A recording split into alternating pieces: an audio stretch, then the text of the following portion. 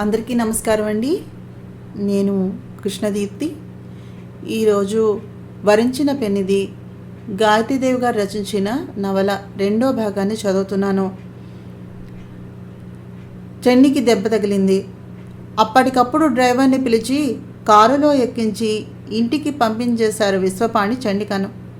ఆ స్థితిలో చండికను చూసి తల్లిదండ్రుల కళ్ళు నీటి కలసాలే అయినాయి. ఇక ఆ ఉద్యోగం చెయ్యకు, ఉంటే తిందాం, లేకపోతే పస్తులుందాం. అసలు కష్టసుఖాలు పండించుకోని చోట పని చేయకూడదమ్మా అని మండిపడ్డాడు పరంధామయ్య. ఆ మన్నాడు 10 కావస్తూ ఉండగా ప్రీతి, దిలీపులు వచ్చి కారు దిగారు. ఏమండి, చండిక ఉండేది ఇక్కడేనా అంది ప్రీతి మధ్య గదిలోనికి తొంగి చూస్తూ.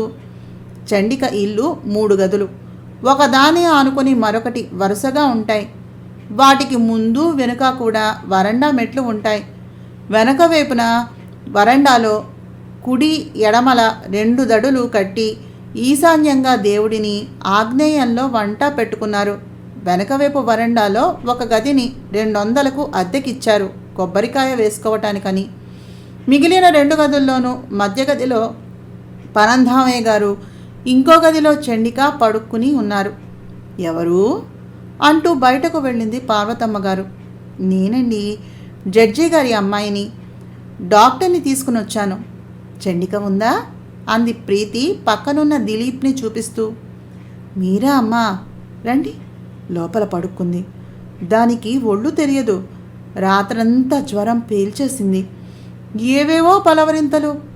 8ంటికి మొహం కడిగించి కాఫీ ఇచ్చి పడుకోబెట్టాను అంటూ లోపలికి తీసుకుని వెళ్ళింది ఆవిడ. ఎప్పుడూ కడిగిన ముత్యంలా ఉండే చండిక ఒళ్ళు తెలియని స్థితిలో జుట్టు రేగి, ముఖం ఎర్రగా కంది, బొట్టు చెరిగి, కాటుక కళ్ళు ఆకర్ణాంతము మూసి, చినిగిన బట్టల్లో చాలా దయనీయంగా ఉంది. దిలీప్ ప్రీతిని బట్టలు తొలగించమని కాలు చూసి వేడి నీళ్లు తెప్పించి కడిగి తుడిచి మళ్ళీ కట్టుకట్టి ఆ కాలు బలవంతంగా చాపాడు. అమ్మో అంటూ బాధతోటి గిలగిలలాడుతూ కళ్ళు తెరిచి చూసింది చండి. సారీ చండి, నాన్నగారు నేను నిన్ను ఉపయోగించుకున్నాం, కానీ నీ మంచి చెడులు చూడలేదు. అసలు ఆ మంచి చెడుల గురించి మాకు అట్టే తెలియదు కూడా. ఎందుకంటే దూరపు చుట్టం బామ్మని ఆవిడ 3 మాసాల క్రితం వరకు మా దగ్గర ఉండేది. మేము ఇక్కడికి వచ్చే ముందే ఆవిడ పోయింది. ఇది వరలో విజయవాడ మా స్వగ్రామం. అక్కడ ఇల్లు, ఆస్తి ఉన్నాయి. నా కోసం మా డాడీ ఇక్కడ ఇల్లు కొన్నారు. నేను మా బావ కోసమని. హుష్ అంటూ దిలీప్ ప్రీతికాలు తొక్కి మందలించడంతో ఆ మాట మార్చి, ఈ ఊళ్ళో స్థిరపడ్డాం అని నవ్వేసింది ప్రీతి దిలీప్ వైపు చూసి. కూర్చోండి దిలీప్. ప్రీతి, మిమ్మల్ని నేను చాలా ఇబ్బంది పెట్టేశానేమో, పాపం కాలు కదలనివ్వలేదు అంది చండిక లేచి కూర్చుని. మరేమీ పర్వాలేదు చండి, మీరు బాగా నయమయ్యాకనే రండి. మీకు చాలా రక్తహీనతగా ఉంది. పళ్ళు, పాలు, బ్రెడ్డు, ఈ మందులు వాడండి. చాలా బలమైన ఆహారాన్ని తీసుకోవాలి అన్నాడు బలానికి 2 ఇంజెక్షన్స్ చేస్తూ దిలీప్. మా సంసారాన్ని చూశారుగా బాబు. ఆ గది మీద వచ్చే అద్దె డబ్బులు ఆయన మందులకే చాలవు. ఈ పిల్ల రెక్కల కష్టం మీద ఆధారపడి బతుకుతున్నాం. కష్టపడి చదివి BA పాస్ అయ్యేసరికి చుక్కలు కనిపించేశాయి. ఆడపిల్ల మగపిల్లాడిలా బయటకు తిరిగి అవస్థపడుతూ ఉంటే దాని ప్రాణానికి పడి మేమిద్దరమూ కూర్చుని తింటున్నాం అంది కళ్ళు తుడుచుకుని పార్వతమ్మగారు. దిలీప్ గాఢంగా నిట్టూర్చాడు. బామ్మగారు, బాధపడకండి. ఇక చండిక గురించి నేను బాధ్యతను వహిస్తాను. ఎందుకంటే ఈ చండిక ఇప్పుడు మీ కుటుంబానికి ఎంతైనా అవసరం. అలాగే మాకు కూడాను. కమ్మగా వండిపెట్టి తల్లి లేని నోటును తీర్చింది. ఇలాంటి నిజాయితీ ఉన్న మనిషి దొరకటానికి మేం చేసుకున్న పుణ్యమే కారణం అయి ఉండాలి. మందులవి నేను తీసుకుని వస్తాను. చండి ఒక్కరోజు లేకపోయేసరికి నాన్నగారికి నాకు ఆమె విలువ బాగా తెలిసి వచ్చింది. ఇక చండి మీ అమ్మాయి కాదు, మా మనిషి. ఆమెను ఎలా భద్రంగా చూసుకోవాలో నాకు తెలుసు అంది ప్రీతి అభయం ఇస్తున్నట్టుగా. ఏమోనమ్మా, నా బిడ్డని మీ చేతుల్లో పెట్టాను. ఇక అంతా మీదయ్యా అంది పార్వతమ్మ చేతులను జోడిస్తూ. తాతగారికి ఏమిటండి సుస్తి అన్నాడు దిలీప్ యువతలి గదిలోకి వచ్చి పరంధామయ్య గారిని చూసి పరీక్ష చేస్తూ. పార్వతమ్మ గారు చెప్పింది, అసలు ఎవరు చేశారు ఈ వైద్యం? మనిషిని పూర్తిగా మంచం ఎక్కించేశారు. ఆయన కాళ్ళు బాగానే ఉన్నాయండి, ఆయన లేచి మసలగలరు అన్నాడు కోపంగా, బాధపడుతూ, జాలిగా, కొంచెం తీవ్రంగానే అడిగాడు దిలీప్. చలపతి గారని నాటు వైద్యుడు ఏవో పసళ్ళు లేహ్యాలు ఇస్తున్నాడు బాబు. పెద్ద డాక్టర్లకు చూపించుకునే స్తోమత మాకు లేదు కదా అన్నాడు పరంధామయ్య సిగ్గుపడుతున్నట్టుగా. భలేవారే, అలాంటి వైద్యుల్ని నమ్మకండి. మీకు తెలియకపోతే చదువుకున్నది కదా, చండికకైనా తెలియద్దా? మీ డబ్బును దిగమింగి మిమ్మల్ని అశక్తులను చేసి తన వైద్యంతో మిమ్మల్ని పూర్తిగా మంచం ఎక్కించాడు. ఇక నుంచి రావద్దని చెప్పండి, నేను చేస్తాను మీకు వైద్యం. ఇన్నాళ్ళు మీ గురించి నాకు తెలియదు. నేను అనాథలకే వైద్యం చేస్తాను. డబ్బు కోసమని ప్రాక్టీస్ చేయటం లేదు. నా తండ్రి ద్వారా నాకు 50 లక్షల ఆస్తి వచ్చింది. తల్లి ద్వారా 10 లక్షల బంగారము వెండి వచ్చింది. అమ్మగారే వడ్డీ వ్యాపారము పాల అమ్మకం ద్వారా నెలకి 5,000 వరకు సంపాదిస్తారు. నేను సంపాదించాల్సినటువంటి కుటుంబం కాదు కనుక నాకు ప్రతిఫలంగా మీరు మీ చల్లని మనస్సుతో ఆశీస్సులు ఇవ్వండి చాలు అన్నాడు దిలీప్. చిరునవ్వుతో ఆయనకు ధైర్యం చెప్పి తన దగ్గర ఉన్న ఇంజెక్షన్స్ చేసి మందులు టానిక్ కాంపౌండర్ చేత పంపిస్తానని చెప్పి సెలవు తీసుకుని ప్రీతితో వెళ్ళిపోయాడు. ఏమో అనుకున్నానే చండి, పాపం మంచివాళ్లే అంది పార్వతమ్మ. మధ్యాహ్నం 1 గంటకు ప్రీతి డ్రైవర్ చేత 2 బుట్టలు పండించుకుని వచ్చింది. ఏమిటి ప్రీతి హడావిడి? చండిక ఆశ్చర్యంగానే చూసింది. ప్రీతి తీసి బయట పెడుతున్న వస్తువులను కళ్ళు పెద్దవి చేసి చూశారు చండీ పార్వతమ్మలు. ఈ టానిక్లు, టాబ్లెట్లు, హార్లిక్స్ తాతగారికి, ఈ పళ్ళు, మందులు, టానిక్స్, ఎండుద్రాక్ష, బ్రెడ్ చండికకి. డాడీ ఇచ్చి రమ్మన్నారు. చండిక త్వరగా కోలుకోవాలని మా ఆశ అంది ప్రీతి. పరంధామయ్య గారి కళ్ళు చెమర్చాయి. ప్రీతి వెళ్ళాక, పాపం వాళ్ళను మనం చాలా అపార్థం చేసుకున్నాం చండి. ఎంత జాలి, దయ, సానుభూతి ఉన్నాయో ఆ పిల్లకు. నిజంగా నీ కోసం ప్రాణం పెడుతోంది అన్నాడు చండికతో. నిజమేనండి పాపం అంది పార్వతమ్మ. జడ్జి గారు అన్నట్టు ఆ పిల్లకు ఇష్టమైతే ప్రాణం పెడుతుందట, లేకపోతే ప్రాణం తీసేస్తుందట. ప్రాణం పెట్టడం చూశాను, ఇక ప్రాణం ఎలా తీస్తుందో చూడాలి అంది చండిక చిరునవ్వుతో వెనక్కి వాలుతూ. వీధి వరండాలో కూర్చుని బియ్యం ఏరుకుంటోంది పార్వతమ్మ. సాయంత్రం 5 అయింది టైము. ఆ చుట్టుపక్కల కాపురాలు చేసుకునే ఆడవాళ్లు కూడా బియ్యం బళ్ళాలు తెచ్చుకుని మహిళా మండలి పెట్టారు. అభం శుభం కూడా మాట్లాడగలరు ఆ జానలు. పార్వతమ్మ ఇంటిని భర్తను విడిచిపెట్టి ఎక్కడికి వెళ్ళదు. అందుకని వాళ్లే వస్తారు. తల్లిదండ్రులకు మంచి కాలక్షేపం అవుతోందని ఊరుకుంది చండిక. పొద్దున్న కారులో వచ్చిందెవరు పినిగారు అంది ఒక ఆమె. పార్వతమ్మ ప్రీతి, డాక్టర్ దిలీప్లు వచ్చిన విషయం చెబుతోంది. ఇంతలో మళ్ళీ కారు వచ్చి ఆగింది వాకిట్లో. ఆడవాళ్ళంతా ఆశ్చర్యంగా చూశారు. డ్రైవర్ సూర్యం దిగి, జడ్జి గారు వచ్చారండి, చండిక గారిని చూడాలని అని చెప్పాడు వినయంగా వంగి డోర్ తెరుస్తూ. ఏమిటి జడ్జి గారే అంటూ ఆడవాళ్లంతా లేచి తలో పక్కకు తప్పుకుని దొంగచూపులు చూడటం ప్రారంభించారు కారు వైపు. పార్వతమ్మ గారు గబాల లేచి లోపలికి తప్పుకుంటూ, రమ్మను బాబు అని సూర్యానికి చెప్పి, ఏవండి జడ్జి గారు వచ్చారట, లేవండి అని భర్తను లేపి, చండి జడ్జి గారు వచ్చారటే అని కేక వేసింది ఆదొద్దాగా. కారులోంచి దిగి తల వంచుకుని మెట్లెక్కి లోపలకు వచ్చిన విశ్వపాణి, ఎలా ఉంది చండి అన్నాడు పలకరింపుగా నవ్వుతూ. వీధిలో కలకలం వినగానే లేచే ఓపిక లేక చినిగిన బట్టలతో ఉన్న చండిక చప్పున పక్కన ఉన్న చీరను లాక్కుని లంగా పైన చుట్టూ పెట్టుకుంది. రండి కూర్చోండి, నేను మిమ్మల్ని అందరినీ చాలా బాధ పెట్టేశాను. కూర్చోను, మా ఇంట కుర్చీలు కూడా లేవు అంటూ స్టూలు ఖాళీ చేసి జరిపింది నవ్వుతూ. కాలెలా ఉంది, నొప్పి తగ్గిందా అంటూ స్టూలు మీద కూర్చుని వంగి ఆమె కుడి మోకాలు ముట్టుకుని చూడబోయాడు విశ్వపాణి. అరెరే, ఇదేం పని?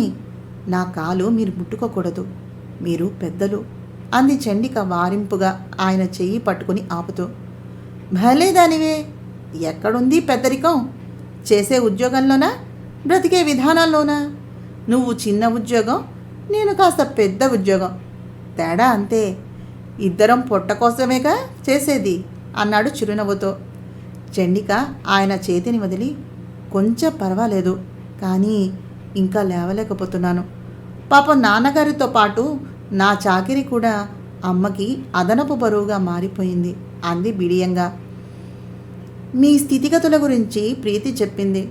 నా దగ్గర పని చేస్తున్నందుకు నువ్వు కానీ నీ కుటుంబం కానీ బాధపడకూడదు చండి. ఆ ఏర్పాట్లు నేను చేస్తాను. నువ్వు మాత్రం త్వరగా కోలుకోవాలి. నువ్వు వస్తే కానీ మా ఇల్లు ఇల్లులా లేదు, నరకంలా ఉంది. అసలు నువ్వు లేనప్పుడు మేమిద్దరం ఎలా బతికామో మాకు తెలియదు చండి. నేను నిజం చెప్తున్నాను. ఇది ముఖస్థుతి మాత్రం కాదు. నేను నీ గురించి పట్టించుకోలేదనే కోపంతో నువ్వు మానేకు సుమా అన్నాడు భయపడుతున్నట్టుగా చూస్తూ విశ్వపాణి. ఎందుకు మానేస్తాను? మానేస్తే మా పొట్ట ఎలా గడుస్తుంది సార్? మీరు చూపిస్తున్న దయకు చాలా కృతజ్ఞురాలని. కాలు తగ్గగానే వచ్చేస్తానండి. నా అవసరం మీకెంత ఉందో మీ అవసరం నాకు అంతే ఉంది అంది చండి. చండి, ఆయన్ని కాఫీ తీసుకోమనవే అంది పార్వతమ్మ ఆయన వెనుకగా కాఫీ కప్పు పెట్టి తలుపు వెనక్కి తప్పుకుంటూ. విశ్వపాణి వెనుదిరిగి చూశాడు. మా అమ్మగారికి భయము, కంగారు, బిడియం కూడా ఎక్కువే. తీసుకోండి. పేదవాళ్ళం, మీకు మా మర్యాదలు చేయలేమండి అంది నవ్వుతూ చండి. నేను మర్యాదల కోసం రాలేదు చండి, నీ కోసం వచ్చాను అన్నాడు వంగి కాఫీ కప్పు తీసుకుని సిప్ చేస్తూ చాలా మామూలుగా. నీకోసం వచ్చాను అనే ఆ మాట పదులై, వందలై, వేలై, లక్షలై, కోటి కంతులతో అంటున్నట్టుగా అనుభూతి పొందిన చండిక బుగ్గలు ఎర్రబడ్డాయి. తనలో కలిగినటువంటి చిలిపి ఆలోచనకు కంగారు పడింది. ముఖాన పట్టిన చెమటను తుడుచుకుంది చండిక. వస్తాను చండి, ఇక నేను రాను. రాలేదని నువ్వు ఫీల్ అవ్వకు. నేనొస్తే మీరంతా ఇబ్బంది పడతారు. త్వరగా మాత్రం నువ్వు రావాలి సుమా, మా కోసం అన్నాడు చండిక చేతి మీద తట్టి లేస్తూ విశ్వపాణి. మీకోసం తప్పకుండా వస్తాను అంది చండి అదోలా నవ్వి. ఎంత వద్దని వారించినా స్వార్థభరితమైన ఆలోచనలు వస్తున్నాయి ఆమెకు. విశ్వపాణి ఆ గదిలో నుంచి బయటకు వచ్చి మంచంలో కూర్చుని ఉన్న పరంధామయ్య గారికి చేతులు జోడిస్తూ నమస్తే అన్నాడు. నమస్కారం బాబుగారు, మీకు మా చండి చాలా శ్రమను కలిగించింది. నయం కాగానే పంపించేస్తానండి దాన్ని అన్నాడు పరంధామయ్య. నేను మీలాంటి సామాన్యున్నే బాబుగారు, నన్నేదో పెద్ద చేసి చూడకండి. మీరు పెద్దవారు, మాకు మీ ఆశీస్సులు చాలు. వస్తాను అనేసి వెళ్ళి కారును సమీపించాడు విశ్వపాణి వరండా మెట్లను దిగి వెళ్ళి. ఈయన జడ్జి గారేంటి, ఇంకా ఏ ముసలాయనో అనుకున్నాం. పొద్దుట వచ్చిన పిల్ల ఈయన కూతురా? అసలు నమ్మేలా ఉందా? ఈ పిల్లకి ఈయన అన్నగారంటే నమ్మవచ్చు కానీ కన్నతండ్రి అంటే ఎవరు నమ్ముతారు? బొత్తిగా 30 ఏళ్ల కుర్రాడిలా ఉన్నాడు. అబ్బా, ఎంత అందగాడో అంది ఒక ఆవిడ. మరే చిదిమి దీపం పెట్టుకునేలా ఉన్నాడు, అచ్చం సినిమా హీరోలాగా. ఇంతకీ భార్య పోయిందటగా? మరే అప్పుడే పోయి 15 ఏళ్ళు కావస్తోందట. మరి మళ్ళీ పెళ్ళెందుకు చేసుకోలేదో? కూతురికి వచ్చే మనిషి కష్టం కలిగిస్తుందనేమో. అంతేనా? పర్మనెంట్గా ఎవరైనా ఉన్నారా? అంతే అయి ఉంటుంది. లేకపోతే అసలు ఇన్నాళ్ళు ఎలా ఉండగలడు? ఇలాంటి అందగాడు ఏ ఆడదాని అదృష్టమో. మన చండీ అయితే బంగారు పిచ్చుకనే పట్టింది. అందుకే చూడ్డానికి వచ్చాడు. లేకపోతే కాలుకు చిన్న దెబ్బ తగలగానే కొంప మునిగిపోయినట్టుగా పరిగెట్టుకుని వచ్చేస్తాడా అంటూ అంతా ఒక్కసారి పకపకలాడారు. వింటున్న పార్వతమ్మ పరంధామయ్యన ముఖాలు కమిలిపోయాయి. విశ్వపాణి ముఖం ఎర్రగా జేవరించింది. విసురుగా వెళ్ళి కారులో కూలబడ్డాడు. కారు కదిలి వెళ్ళిపోయింది. చండిక దీర్ఘంగా నిట్టూర్చి మంచం మీద నడుము వాల్చింది. రోజు దిలీప్ వచ్చి చండికి పరంధామయ్య గారికి వైద్యం చేసి వెళ్తున్నాడు. సరిగ్గా వారానికి కాలు స్వాధీనంలోకి వచ్చింది చండికకు. మళ్ళీ జడ్జి గారు కానీ ప్రీతి కానీ రాలేదు. ఆ రోజు విన్న మాటలకు తండ్రి కూతుళ్ళు ఎలా రియాక్ట్ అయ్యారో. అసలు తను వెళ్ళాలా మానాలా? చండికకి ఏమీ పాలుపోలేదు. దిలీప్ తోటి రేపు వస్తానని కబురు పెట్టింది. 7 కారు వచ్చింది చండిక కోసమని. నిశ్చింతగా నిట్టూచి, నేను వెళ్తున్నానమ్మా అంది చెప్పులు వేసుకుంటూ. చండి, నేను మీ నాన్న మంచివాళ్ల ప్రాపు మనకి దొరికిందని సంతోషపడ్డాం, కానీ లోకం ఏమంటుందో వింటున్నావా? విని వెళతానంటే నేనేం చేయను? ఇక నీకు పెళ్ళవుతుందా? ఈ ప్రపంచాలు నిన్ను బతకనిస్తాయా? ఈ ప్రచారాలు కాస్త ఎక్కువైతే ఆ వచ్చేవాళ్ళు వీటిని నిజమనుకుని నమ్మి, భగవంతుడా! పార్వతి ఏడవసాగింది.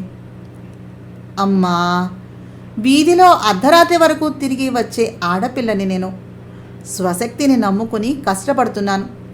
తిని కూర్చుని తిన్నది అరక్క నాలిక్కి వచ్చినట్టుగా మాట్లాడే అమ్మలక్కల మాటలకు భయపడి ఇంట్లో దూరితే పొట్ట ఎలా గడుస్తుంది? అయినా నువ్వు వాళ్ళందరినీ చేరదీసి మన వాకిట్లో మీటింగ్ పెట్టబట్టి అన్నారు. ఏదో ఒకటి అనటం, ఎదుట వాళ్ళను బాధ పెట్టడం వాళ్ళకి పెద్ద వేడుక. ప్రతి విషయానికి బాధపడితే మనం ఈ ప్రపంచంలో బతకలేం. ఎవరు అందరికీ నచ్చినట్టుగా బతకలేరుగా. ఈ అన్నవాళ్ళు మన కష్టసుఖాలు పట్టించుకొని ఏనాడైనా పట్టెడు అన్నం అంటూ పెట్టారా? ఎందుకు ఇలాంటి వాళ్ళ మాటలకు విలువనివ్వాలి? అసలు ఈ లోకాన్ని నువ్వెప్పటికి అర్థం చేసుకుంటావు? మనల్ని చూసి ఈర్ష్యతో అసూయతో కుళ్ళి ఏడ్చే ఈ లోకం వెళ్ళి ఏట్లో కలవనివ్వు. నేను లక్ష్య పెట్టను. నేను పెళ్లి చేసుకోను. పెళ్లి కావాలనుకునే ఆడపిల్ల అయితే బాధపడుతుంది. లోక నింద మహాసాధ్వి శిరోమణి సీతాదేవికే తప్పలేదు. ఇక నేనెంత అంది నిర్లక్ష్యంగా నవ్వుతూ చండిక. చండి చెప్పిందే నిజం పార్వతి. నువ్వు ఊరుకో, దాన్ని వెళ్ళి రానివ్వు. నా కూతురు నిప్పు లాంటిది. దాన్ని అనుకున్న వాళ్ళు పుచ్చి పురుగున పడి చేస్తారు అన్నాడు పరంధామయ్య ఆవేశంగా రోషంతో శపిస్తూ. వచ్చావా? రావేమో అనుకుని భయపడ్డాను చండి. అమ్మయ్యా, మళ్ళీ మా ఇంటికి కొత్త కళ వచ్చింది. రారా.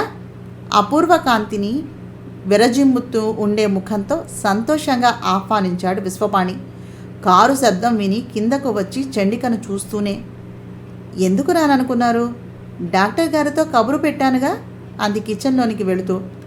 తండ్రి కూతుళ్ళు కాఫీలు టీలు కలుపుకున్నటువంటి గిన్నెలు, కప్పులు, వచ్చిరాని వంటతో మాడిపోయిన కుక్కర్లు, ప్రెషర్ ప్యాన్లు, డబ్బాలు, చెంచాలు, గ్లాసులు, ఒలికినటువంటి నీళ్లు, గంజి వాసనతో కూరల తుక్కులతో చండాలంగా ఉంది కిచెన్. ఏమిటిది? ఇది ఇల్లేనా అంది విడ్డూరంగా చూస్తూ. ఏం చేయమన్నావు చండి? అక్కయ్యకి ప్రీతికి జగడం వచ్చింది. పుస్తకాలు చూసి ఈ 4 రోజులు ప్రీతి చేతులు కాల్చుకుంది. నేను కూడా సాయం చేశాననుకో. నాకు అసలే చేత కాదు. ఏనాడో స్టవ్ వెలిగించడమే రానివాడిని. పని మనిషి ఈ సాయంత్రం నుంచి వస్తాను అందట. దిలీప్ చెప్పాడు. మా సంసారాన్ని నీ చేతుల్లో పెట్టేశాను. ఇంకంతా నీదయ్యా అన్నాడు. కూర్చోండి, కాఫీ కల్పిస్తాను అని సామానంతా సింకులో పడేసి తడిపి వచ్చి కాఫీ కలిపి ఆయనకిచ్చి తను తీసుకుంది. అబ్బా, అమృతం తాగినట్టుంది చండి. ఇప్పటికీ నీ విలువ తెలిసింది. మెనీ మెనీ థ్యాంక్స్ అన్నాడు ఆయన కాఫీ సిప్ చేస్తూ. నేను ఆ రోజు వాళ్ళన్న మాటలకు మీకు కోపం వచ్చిందేమో అనుకున్నాను అంది మెల్లగా ఆ విషయాన్ని ప్రస్తావిస్తూ. నిజానికి చాలా కోపం వచ్చింది చండి, కానీ దిలీప్ మాటలతో నిగ్రహించుకున్నాను. నీ అవసరం నాకుంది. కోపం తెచ్చుకుని ఏం చేయగలను? లోకం తీరే అంత కదా అని సరిపెట్టుకున్నాను అన్నారాయన. హలో చండి, వచ్చావా? అమ్మయ్యా తల్లి, నీకు పుణ్యం ఉంటుంది. నీకేదైనా కష్టం కలిగితే నాతో చెప్పు, నేను దాన్ని సర్దుబాటు చేస్తాను. కానీ ఇంకెప్పుడూ మాత్రం మమ్మల్ని వదిలి వెళ్ళనని మాట ఇవ్వు ప్లీజ్ అంది చెయ్యి చాపి వాగ్దానాన్ని కోరుతూ ప్రీతి. ఎంతకాలం? నవ్వుతూ అడిగింది చండిక కాఫీ కప్పుని ఇస్తూ. శాశ్వతంగా అంది ప్రీతి. అలా ఎలా వీలవుతుంది ప్రీతి? ఆ అమ్మాయి పెళ్లి చేసుకుంటే భర్త ఇక్కడ ఉండనిస్తాడా అన్నాడు దిలీప్ లోపలికి వస్తూ. నిజమే, ఎలా? ఇక చెండి లేకపోతే నేను ఉండలేనే అంది ప్రీతి భయంగా చూస్తూ దిలీప్ వైపు. విశ్వపాణి కూడా దిలీప్ మాటలకు రియాక్ట్ అయ్యి చెండికి పెళ్ళై వెళ్ళిపోతే ఏం చేయాలి అనే ఆలోచనలోకి వచ్చేశాడు.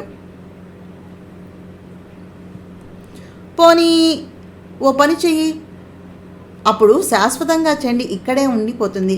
చేస్తావా? చిరునవ్వుతో ప్రశ్నించాడు దిలీప్. ఏమిటది? ఎగ్జైటింగ్గా అడిగింది ప్రీతి. చెప్పు దిలీప్, అలాంటి అవకాశం ఏదైనా ఉంటే నీకు జన్మంతా కృతజ్ఞుణ్ణి అయిపోతాను. చండి శాశ్వతంగా ఈ ఇంట్లో ఉండాలంటే ఏం చేయాలి? సీరియస్గానే అడిగాడు విశ్వపాణి. ఊరించక చెప్పు బావా అంది ప్రీతి. కానీ మీ నాన్నేమనుకుంటాడో అన్నాడు సందేహంగా చూస్తూ దిలీప్. ఏమీ అనుకోరు, ఈ సమస్య సాల్వ్ అయినందుకు సంతోషిస్తారు. కమాన్ టెల్ మీ అంది త్వర పెడుతూ ప్రీతి. అయితే ఆ అమ్మాయిని మీ అమ్మను చేసేసుకో అన్నాడు నవ్వుతూనే మేనమామను పరీక్షగా కనుచెవల నుంచి చూస్తూ దిలీప్. అంటే? అర్థం కానట్టుగా చూసింది ప్రీతి. చెండి ఊపిరి బిగపట్టి చూస్తూ ఇల్లును సర్దసాగింది. జడ్జి గారిని బ్యాంకులో డాష్ ఇచ్చినప్పుడు కలిగిన ఆలోచన చండిలో సుళ్ళు తిరిగింది. ఇది దురాశేమో, తప్పేమో అని వివేకం వారిస్తూ ఉన్న మనస్సు ఆశతో ఒళ్ళంతా చెవులను చేసుకుంది. ఏం వినాశి వస్తుందా అని ఆత్రంగా ఎదురుచూస్తూ ఏ దైవం దిలీప్ చేత ఆ ప్రస్తావన తెప్పించాడో ఆయనకి మనస్సులోనే కృతజ్ఞతలను చెప్పుకుంది. అంటే చెండిని మీ డాడీకిచ్చి పెళ్లి చేసేయటమే, చాలా సింపుల్ అన్నట్టుగా చెప్పేశాడు దిలీప్ చెండి విశ్వపాణిలను పరిశీలిస్తూ. దిలీప్, అసలు నువ్వేం మాట్లాడుతున్నావో తెలుస్తుందా? ఆ అమ్మాయి ఏమనుకుంటుందో అనే ఆలోచన కూడా లేకుండా నోర్మై అని గట్టిగా కసిరి గబగబా పైకి వెళ్ళిపోయాడు ఆయన. ప్రీతి కళ్ళు పెద్దవి చేసి బొమ్మలా మారిపోయింది. చండిక అసలు విననట్టే తన పని తను చూసుకోసాగింది. దిలీప్ ఎరుపెక్కిన ముఖంతో వెళ్ళిపోయాడు. ఐఎమ్ సారీ చెండి, దిలీప్ తరపున నేను క్షమాపణలను కోరుకుంటున్నాను. నువ్వేమీ అనుకోవద్దు. సిగ్గుపడుతూ ఆ రాత్రి పాలు ఇచ్చి వెళ్ళిపోతున్న చండికతోటి సంజాయిషిగా అన్నారు విశ్వపాణి. నాకు అలాంటివి వయసు వచ్చిన దగ్గర నుంచి పరిపాటే. మీరేమీ అనుకోకుండా ఉంటే నాకు అదే సంతోషం. శుష్కహాసం చేసి వచ్చేసింది. 1,00,000 రూపాయలు ఖర్చు పెట్టి మేడ మీద 3 గదులకు అటాచ్డ్ బాత్రూములు, తమ కిచెన్లోనికి మంచినీటి కుళాయి, నూతిలో నుంచి మోటార్ సాయంతో నీరు పైకి వచ్చే ఏర్పాట్లను చేయించారు జడ్జి గారు. 15 రోజుల్లో నీటి సమస్య తీరిపోయింది చెండికి. పని మనిషి నూకాలు వచ్చింది పని సాయంగా. దానికి ఏడాదికి ఒక కొత్త చీర, ప్రతి పండక్కు 100 రూపాయలు, రోజు కాఫీ టిఫిను, నెలకి 300 జీతం ఇస్తానని చెప్పింది ప్రీతి. చండిక విని ఊరుకుంది. అది తెల్లవారు 6ంటికి వచ్చి గిన్నెలు కడిగి గదులు తుడిచి తడిగుడ్డ వేసి వెళ్ళిపోతుంది. మళ్ళీ 9ంటికి వచ్చి గిన్నెలు కడిగి బియ్యం ఏరి కూరలు తరిగి కాఫీ టిఫిన్లు తీసుకుని బట్టలను ఉతికి ఆరవేసి వెళ్ళిపోతుంది. మళ్ళీ సాయంత్రం 6ంటికి వచ్చి గదులు తుడిచి పాచీలు చేసి వెళ్ళిపోతుంది. ముగ్గు అందంగా చండిక పెడుతుంది. ప్రీతిది బాబ్డ్ హెయిర్, అందుకని పూచిన పూలన్నీ చండిక కోసుకుని అందంగా పెద్ద మాల కట్టుకుని ఉదయం సాయంత్రం కూడా ఫ్రిడ్జ్లో పెట్టుకుని తలలో పెట్టుకుంటుంది. ఆమెకున్నవి 2 చీరలు. ఆ చీరలు అది వరలో బయటకు వెళ్ళేటప్పుడు వాడేది. జడ్జి గారింటిలో పనికి కుదిరాక రోజు వాటినే కట్టుకోవడంతో బాగా అరిగి చినిగిపోతున్నాయి. వాటినే కుట్టి జాగ్రత్తగా కడుతోంది. కూరలు అయిపోతే ప్రీతితో చెప్పేది. ఆమె డబ్బులను ఇచ్చేది. తనే మార్కెట్కు వెళ్ళి తెచ్చేది. పళ్ళు మాత్రం జడ్జి గారే తెప్పించేవారు. ఓ రోజు చండ్రి బజారుకు వెళ్ళి కూరలను తెస్తోంది. ఇంతలో ఓ పెద్ద కారు వచ్చి ఆమె పక్కన సడన్గా ఆగింది. చండిక తల తిప్పి చూసింది. ఎక్కడికి వెళ్ళావు చండి? రా, కారెక్కు అన్నారు వంగి డోర్ తెరుస్తూ జడ్జి గారు. చండిక కారులోకి ఎక్కి ఆయనకు కాస్త దూరంగా కూర్చుని, మార్కెట్కి వెళ్ళాను కూరలు తేవటానికి అంది. నువ్వు కూరలు తేవటం ఏమిటి? నాతో చెబితే నేను తెప్పించేవాణ్ణిగా, లేకపోతే బండ్రోతుకు చెప్పలేకపోయావా అన్నాడు విశ్వపాణి కారుని పోనీయమని సైగ చేస్తూ. బండ్రోతులు గవర్నమెంట్కే కానీ మనకు సర్వెంట్లు కారని మీరే సెలవిచ్చారుగా, అందుకని నేనే తెచ్చుకుంటున్నాను అంది కొంచెం రోషం ధ్వనించే స్వరంతో చండిక. ఓహో అలాగా, అయితే ఆ రోజు నేను అన్నమాటకి నీకు చాలా కష్టం తోచిందన్నమాట. సారీ చండి, ఇంట్లో పనులు చెప్పకూడదు, బయట తిరిగే పనులు చేయడానికే కదా వాళ్ళున్నది. రేపటి నుంచి ఏం కావాలన్నా నాతో చెప్పు, నేను తెప్పిస్తాను. ప్రతి చిన్న విషయానికి నేను శ్రమ పెట్టడం మాకు మంచిది కాదు అన్నాడు చండిక భుజం తట్టి. డ్రైవర్ కారు దిగి డోరు తెరవగానే చండి కూరల బుట్టతో దిగి రాబోయింది. కానీ పైట చెంగు ఎవరో పట్టి ఆపినట్టుగా అవటంతో తల తిప్పి చూసింది. పైటకొస హ్యాండిల్కి తగిలి చిరిగిపోయి ఉంది.